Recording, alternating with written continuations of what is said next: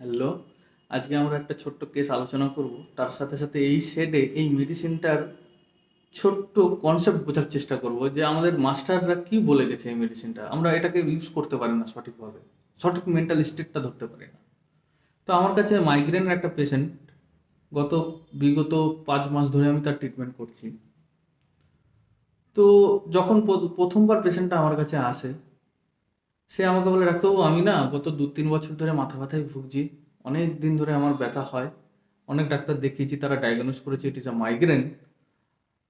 আপনার ঠিকানা পেলাম, আপনার কাছে এসছি। তাই আমি বললাম, বলুন আপনার এই মাথা ব্যথার জন্য কি সমস্যা।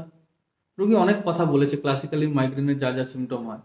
তো রুগী একটা কথা বলছে, ডাক্তারবাবু হ্যাঁ ব্যথা তো আছে, কষ্ট তো খুব হয়, জাস্ট এইভাবে এক্সপ্রেশন দিচ্ছে, কষ্ট তো খুব হয় ডাক্তারবাবু, কষ্ট হয়, তার সঙ্গে অফিসের কাজ করতে হয়। আহ, তো আপনার ঠিকানাটা পেলাম, আপনি চিকিৎসাটা করেন আমার প্লিজ, দেখেন আহ, যাতে সেরে যাই, আমি ভালো হয়ে যাই। তো আমি এই কিছু কথা শুনে আমি তাকে প্রথমে একটা মেডিসিন দিই, পরের মাসে ফলো আপ দিলাম, কিন্তু কোনো কাজ করলো না। তো আমি যে স্টেটগুলো ধরেছিলাম মাইন্ডের, যে মেন্টাল স্টেটের উপর বেস করে আমি ধরেছিলাম, দেখছি কোনো পরিবর্তন হয়নি, যেরকমকার সেরকমই। তো আমি ভাবলাম যে আমার কোথাও একটা ভুল হচ্ছে, আমি সঠিক হয়তো সিমিলিভাবে পৌঁছতে পারছি না। আমি কিন্তু পোটেন্সি চেঞ্জ করে দিলাম।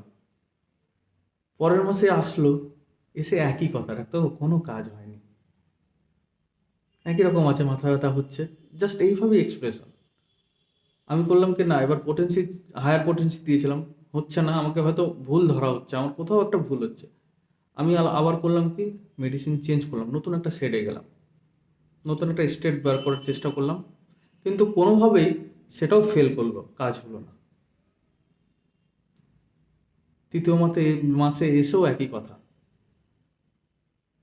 এবার আমি খুব গভীর চিন্তায় পড়ে গেলাম যে কেসটা উঠছে না কেন।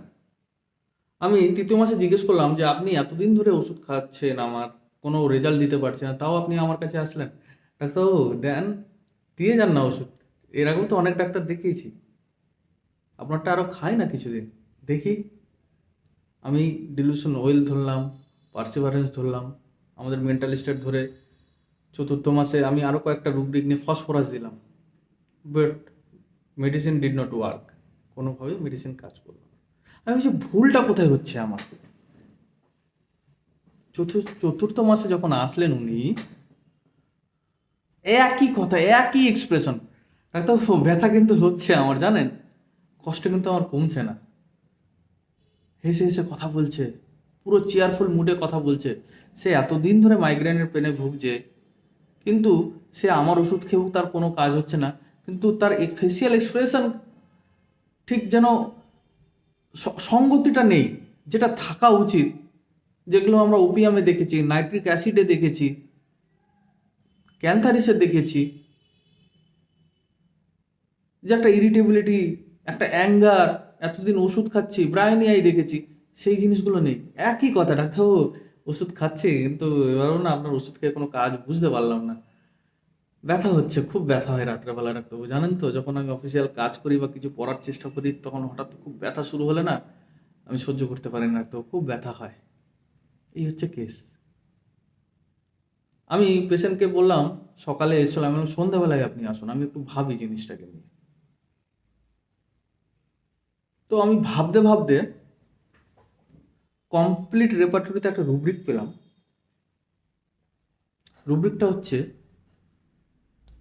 Cheerful, gaiety, happiness, general, eccentric. Cheerful, gaiety, happiness, general, eccentric. এখানে দুটো মেডিসিন আছে, একটা হচ্ছে এপিস, একটা হচ্ছে ক্যানাবিস ইন্ডিকা। আমি এর সাথে নিলাম ডিলিউশন ওয়েলথ। এই দুটো রুব্রিক যদি আমরা ক্লাব করি, আমাদের মেডিসিন আছে ক্যানাবিস ইন্ডিকা। তা আমি ভদ্রলোককে ক্যানাবিস ইন্ডিকা দিয়েছিলাম 33টে ডোজ। এ মাসের ফলো আপ দিয়েছে, পেশেন্ট বলছে, ডাক্তারবাবু আমার 50% ব্যথা কমে গেছে, নেই, যেটা আমি 1.5-2 বছর ধরে ভুগছি। এতদিন পর আপনার ওষুধটা ডাক্তারবাবু কাজ করলো। তো আমি ভাবলাম, হয় চেয়ারফুল, গেইটি, হ্যাপিনেস, জেনারেল, এসেন্ট্রিকের মধ্যে ক্যানাবিস ইন্ডিকা আছে, এবং রুব্রিকটার মানেটা কি। আমি এবার অথরদের বই পড়ার চেষ্টা করলাম, বোঝার চেষ্টা করলাম। আমাদের পড়তে গেলে প্রত্যেকটা ওয়ার্ডকে আলাদা আলাদা করে মানে পড়তে হবে, এবং আপনি যদি আরও গভীর অধ্যয়ন করতে চান তাহলে আপনাকে জানতে হবে এই রুব্রিকের আন্ডারে কেন এই মেডিসিনটা আসলো। এটা আপনার ইচ্ছে, এটা এটা যদি আপনার খিদে থাকে, আপনার যদি শেখার ইচ্ছে থাকে, এগুলো কিন্তু আপনাকে বিভিন্ন রকম অথরের বইয়ের মাধ্যম দিয়ে আপনাকে কিন্তু যেতে হবে। What is eccentric? আগে আমরা রিয়েল মিনিংটা, যে চেয়ারফুল মানে আনন্দ, খুশি। আমি আর এই ডিটেলসে যাচ্ছি না, আপনারা যারা মাইন্ড ম্যাথর করেন আপনারা খুব সহজেই জানেন what is the meaning of cheerful. খুবই আনন্দিত, খুবই উৎফুল্লিত, সবসময় হাসি খুশি মেজাজ। পেশেন্টের মধ্যে সেই জিনিসটা আমি কিন্তু এত পেন, এত কষ্টের মধ্যেও দেখতে পেয়েছি। তাহলে হোয়াট ইজ এসেন্ট্রিক? এসেন্ট্রিক কথার মানেটা কি? আমরা যদি এসেন্ট্রিক কথার মানেটাই যাই, এসেন্ট্রিক কথার মানে হচ্ছে of a person or their behaviour unconventional and slightly strange. একটা মানুষের ব্যবহার হচ্ছে কিছুটা আশ্চর্যকর, কিছুটা আনকনভেনশনাল। What is unconventional? আনকনভেনশনালের মানে হচ্ছে not based on conforming to what is generally done or believe. যে জিনিসটা করা যায় না যে জায়গায়, নর্মালি যেভাবে যেখানে যে অ্যাটিটিউডটা করা উচিত সেখানে সেই অ্যাটিটিউডটা করছে না। একটা হচ্ছে মানে আশ্চর্যকর, একটা হচ্ছে উদ্ভট একটা আচরণ, সেটাকে আমরা ছোট্ট ভাষায় বলি অ্যাসেন্ট্রিক। এসেন্ট্রিক বা এসেন্ট্রিসিটি থেকে এসেন্ট্রিক কথাটা এসছে। আমি একদম সহজ করে বলার চেষ্টা করছি, না ভিডিও অনেক বড় হয়ে যাবে। যত আমরা ছোট করব তত ভালো।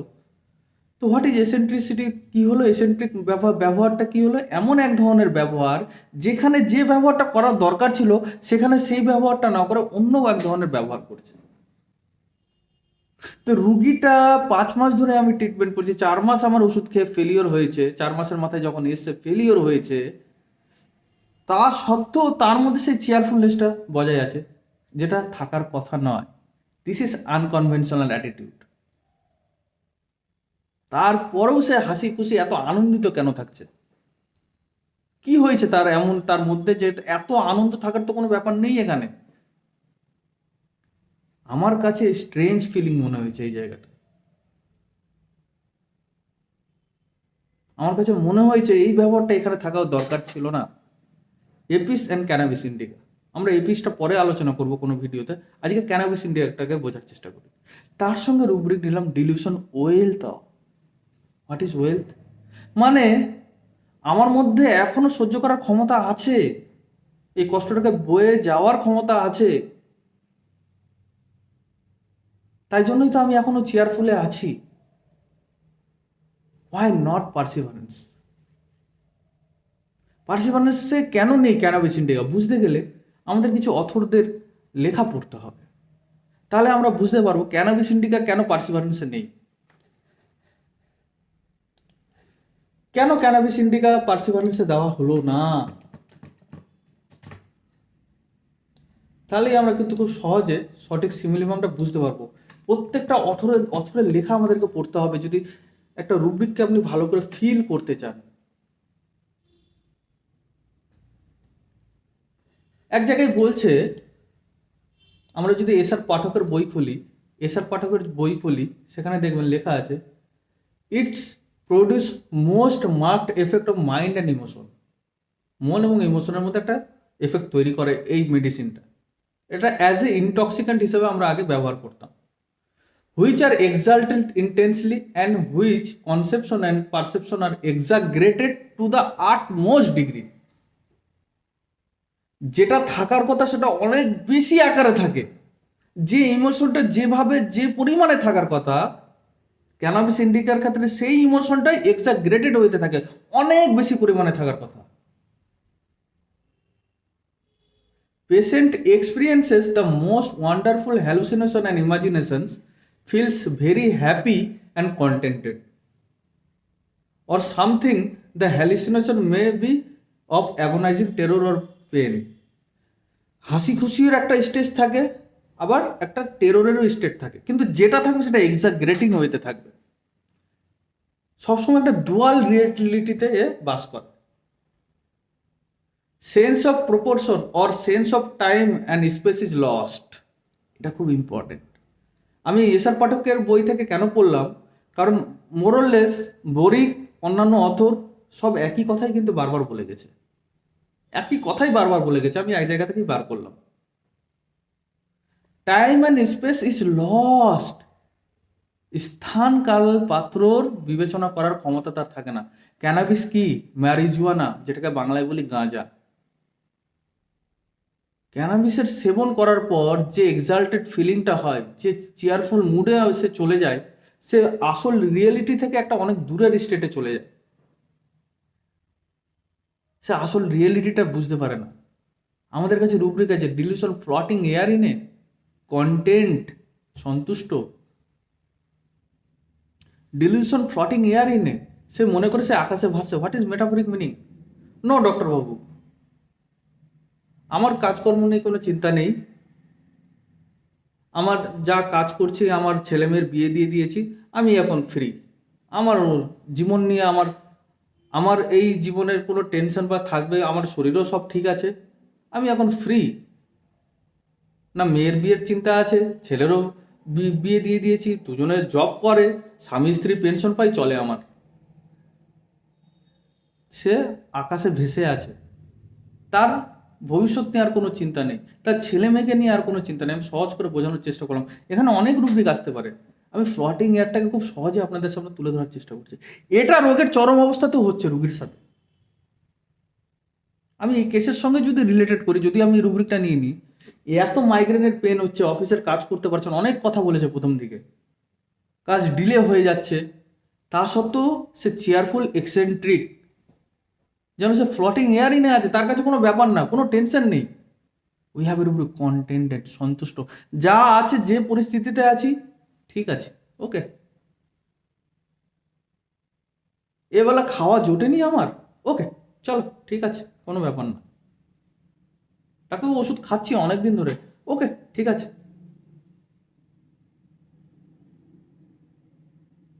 যা আছি সন্তুষ্টতে আছি, আমি ফ্লোটিং অফ এয়ারে আছি। That's means cheerful eccentric.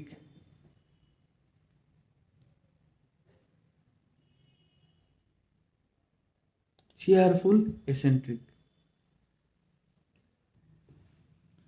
বোরিকের একটা লাইন আপনাদের সঙ্গে ব্যাখ্যা করবো, তাহলে আপনারা ভালো করে বুঝতে পারবেন বোরিক সাহেব কি বলছেন।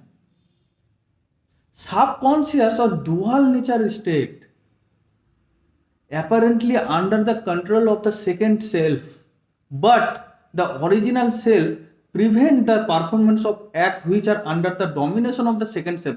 dual nature চলে, একটা ডিজিজ স্টেটে আছে, একটা সাফারিং স্টেটে আছে, আর একটা ওর এক্সাল্টেড স্টেটে আছে, একটা চেয়ারফুল স্টেটে আছে।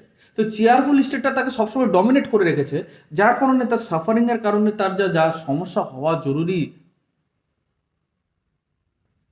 অফিসে যেতে পারছে না, কাজ করতে পারছে না, বা সংসারের অনটন অভাব মেটাতে পারছে না, তার কারণে যে যে টেনশনগুলো হওয়া উচিত সেগুলো ডমিনেট করছে কে? তার চেয়ারফুল এক্সাল্টেড স্টেটটা, যার কারণে সে বুঝতে পারছে না। দুটো ক্যারেক্টারে থাকে।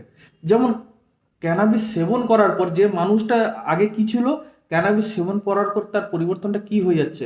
যখন একজন ক্যানাবিস কেউ একজন সেবন করে, তাকে দেখলেই বোঝা যায় একটা নেশা করে আছে, এইভাবে কেউ কথা বলছে কেন? This is eccentric, cheerful eccentric. যেভাবে যেখানে যে অ্যাটিটিউডটা করা উচিত সেই অ্যাটিটিউডটা করছে না, তাই জন্যই সে পার্সিভারেন্সে থাকে না।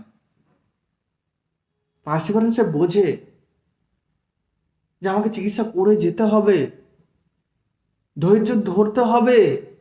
এই ক্যালকুলেশন মেথডটা তার মধ্যে, ক্যানিবিসের মধ্যে থাকে না। সে তো সবসময় চেয়ারফুল স্টেট আছে বলে পার্সিভারেন্স এখানে আসতেই পারছে না। সে চেয়ারফুল না থেকেও, কন্টেন্ট না থেকেও সে যদি পার্সিভারেন্স হতো, কষ্ট হচ্ছে তা সত্ত্বেও আমি সহ্য করে যাচ্ছি, তাহলে এটা পার্সিভারেন্স হতো। এই জায়গাটাই আমি ভুল করেছিলাম।